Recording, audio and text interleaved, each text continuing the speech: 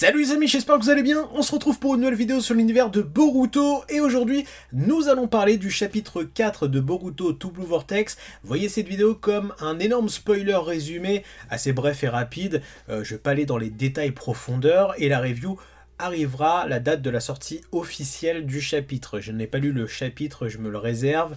J'ai lu uniquement les spoilers et quelques pages de spoilers. Et il est vrai qu'on peut que être convaincu et conquis par ce quatrième chapitre qui met encore une froisse à pas mal de shonen. C'est juste incroyable. Et puis moi je suis ravi. Pourquoi? Parce que j'ai fait taire pas mal de haters sur TikTok et même dans mes commentaires, puisque pas mal de mes théories se sont réalisées en un seul chapitre. Donc pour moi, c'est le bingo book, tu vois. Pourquoi? Parce que on a le retour de Kashin Koji, qui est bien un allié sensei de Boruto. On a bien un Sasuke out caput draconite qui passe pour un sapin de Noël dans Boruto. Et on a aussi les formes humanoïdes de Jubi que je vous avais prévenu. Donc pour moi, c'est juste incroyable. Et je vous avais dit quoi lors du premier chapitre de Boruto To Blue Vortex, que quand Boruto pop face à Code, ça ressemblait étrangement à l'Irajin no Jutsu. On m'a dit ouais non, ça peut être que le Kama, machin et tout.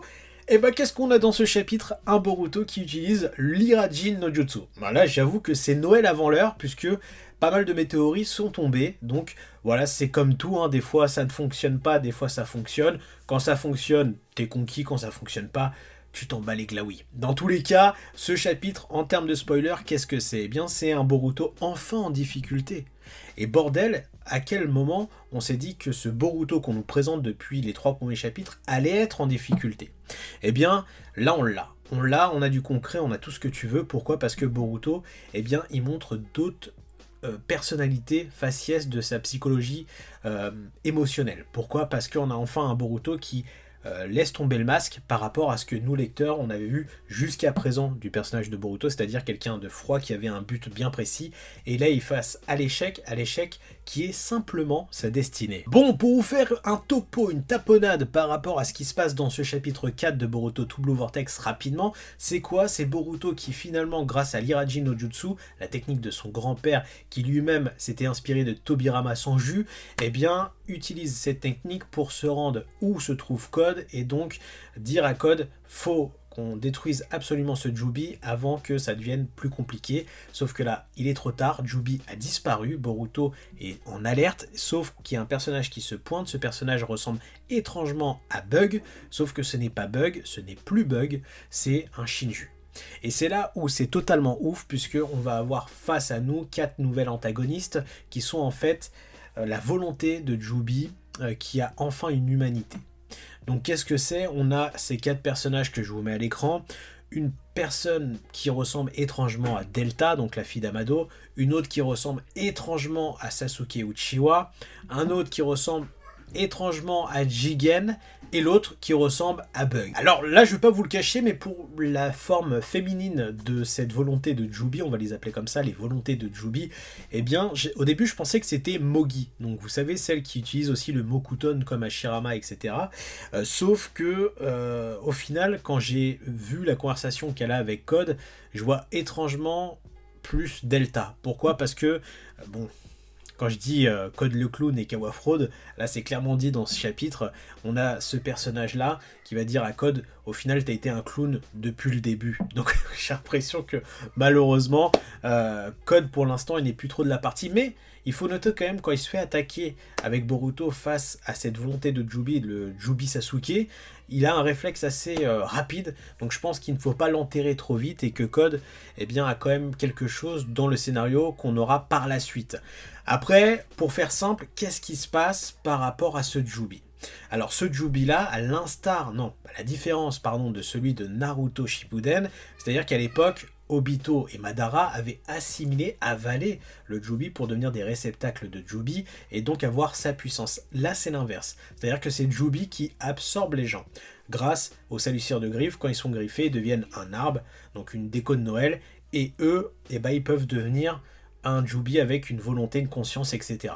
Et là, c'est totalement ouf. Pourquoi? Parce que, comme des nouveau-nés, ils ont hâte de voir ce qui va se passer dans cette terre, dans cette humanité, et ils ne veulent pas tuer Boruto tout de suite, mais plus tard. Et je pense sincèrement que ces 4 nouvelles antagonistes, il faut pas les négliger. Et je sais pas pourquoi, ils me font penser un petit peu à Meruem ou Cell dans leur façon de penser par rapport au monde, etc. Comment évoluer par rapport à leur perception, etc.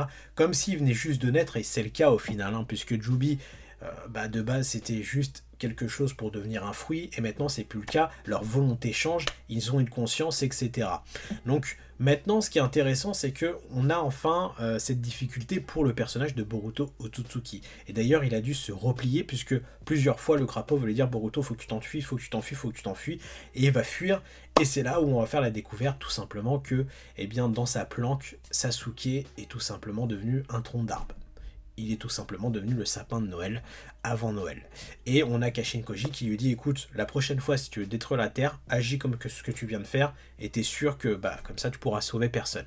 Là, on a un Boruto qui est déçu, qui commence à faire tomber le masque. Pourquoi ? Parce qu'on a un Boruto qui porte un lourd fardeau, qui est qu'il est seul, pas réellement seul, parce qu'il a Kashin Koji, mais, eh bien, qui est seul face à tout le monde, et il doit sauver tout le monde. Tu vois ce que je veux dire ? Déjà son oncle Sasuke qui est devenu un tronc d'arbre, ses parents qui sont dans une autre dimension, le fait que plus personne ne se souvienne de lui en bien, mais il est devenu celui entre guillemets qui a tué le 7e Hokage, et donc maintenant il est face à 4 nouveaux ennemis qui sont une menace plus que importante, et dont on ne connaît absolument pas encore le pouvoir, si ce n'est que par rapport à ce petit combat qu'on a eu entre Jubi Sasuke et Boruto, on a un Jubi Sasuke qui utilise un simple Chidori, alors qu'on a un Boruto qui a l'air d'utiliser le Rasengan Uzuiko, et il se fait tanker. Donc est-ce que c'est le cas ou pas, ou est-ce que c'était un simple Rasengan ?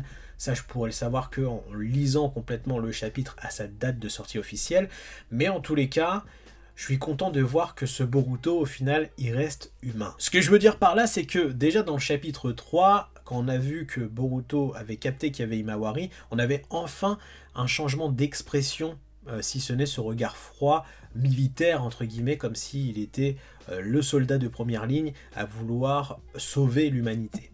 Et là, on a un Boruto qui, au final, est face à ses responsabilités et son échec actuel qui est qu'il voulait aller trop vite en besogne, aller vite déterrer ce Jubi pour sauver Sasuke. Et donc, on conclut aussi avec ma théorie que je vous avais dit dans une autre vidéo, qui est que pour moi, effectivement, on a Sasuke qui a pu entraîner Boruto lors de la première année de cette time skip, entre guillemets, enfin avant time skip, et les 2 autres années, il y a eu Kashin Koji qui a repris le relais. Pour moi, voilà, on a la preuve irréfutable que c'est le cas, puisque Kashin Koji fait partie de sa team et donc est son sensei par biais. Pourquoi ? Parce que l'Iraji no Jutsu, il l'a pas sorti de ses fesses, il l'a bien appris quelque part, même si Boruto est talentueux, on se doute que, il a eu un entraînement, le Rasengan Uzuiko, forcément c'est Kashin Koji qui est à l'arrière de tout ça, puisqu'il y a quelqu'un qui utilise le Rasengan, c'est Kashin Koji, et qui peut-être le maîtrise mieux que Boruto quand il était enfant.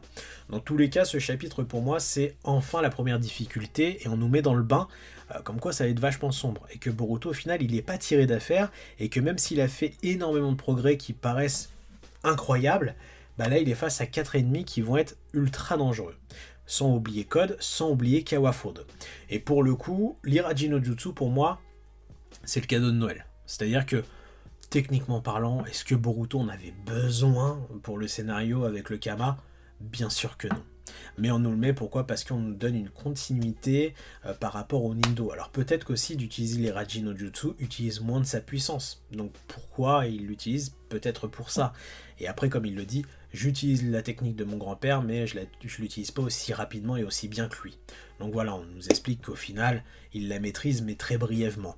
Donc c'est juste pour la déco, pour moi, pour nous susciter un petit peu de nostalgie et intérêt, mais on prend parce que effectivement, on se dit que ce personnage de Boruto reste de base un shinobi. Voilà ce que je pouvais vous dire sur les spoilers résumés de ce chapitre 4 de Boruto To Blue Vortex qui continue dans sa continuité. Alors je sais pas si ça se dit, mais en tout cas c'est ultra kiffant. Pour l'instant, mes théories se réalisent, donc why not ?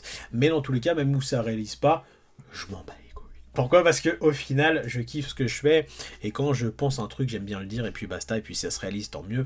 Ça sert aussi à rêver, à faire continuer, je veux dire, le contenu.